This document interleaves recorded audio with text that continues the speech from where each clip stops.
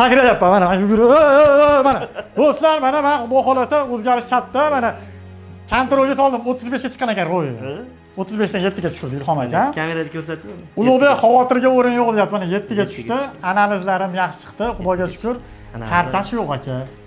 rema probasi ham normaga tushgan rema proba ham normaga tushgan jigar fermentlari tinch Amerika Yevropa texnologiyasi orqali dog'layapsiz aka kattakon rahmat meni ko'nglimda edi bo'lyapti hamma yo'q men nima demoqchiman odamzod umrini boricha yashaydi-da aka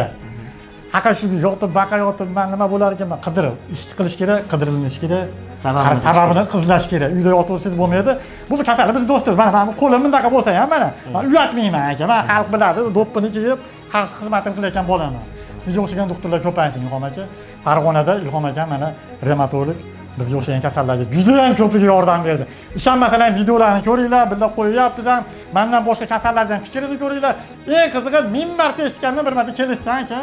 to'g'rimi poliartrit bu bizni do'stimiz kontrolga olib urushmasdan yaxshi gapirib bir hali er xotin urushib qolsa aralashib oladi unda olib qolinadi yaxshi gapirib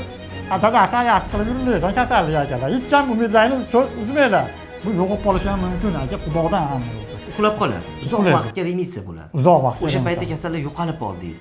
bu yaxshi lecheniya qilinsa uxlab qoladi bu degani hali kasallik yo'qolib ketmaydi lekin sog'lom odamdaqa yashayveraveradi to'g'ri aka Ulug'bek mana qarang mana sizga hozir minimalniy nazarcheniya qilib berdimi kun ichadigan tabletangiz bitta ekan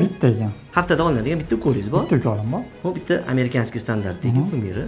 2 haftada bitta ko'pgina dori yozganimiz yo'q-a buni ham bir oydan keyin sekin buni ham kamaytiramiz ko'p dori yo'q-a yo'q ko'p dori yo'q garm tiqib yana past 50 xil dori ishtaqaga bu bunaqaga pankolga bunaqaga buni asosiy standart mana shu aka men bir narsaga hayron qolaman-da butun ana revmatologiyaga qarshi hali dorilar yozishadi biror doktorlar keyin tepasidan quvvat qonish kamligiga bundaqa edi buni o'g'rasan u naborot immunitet ko'ta aralashib ketyapti ko'pchilik hali ana shunaqa xato qilib qo'yadi shunaqa doktorlarimiz ham tan joni sog' bo'lsin Ilhom akamni tavsiya qilaman men hozir chaqqonman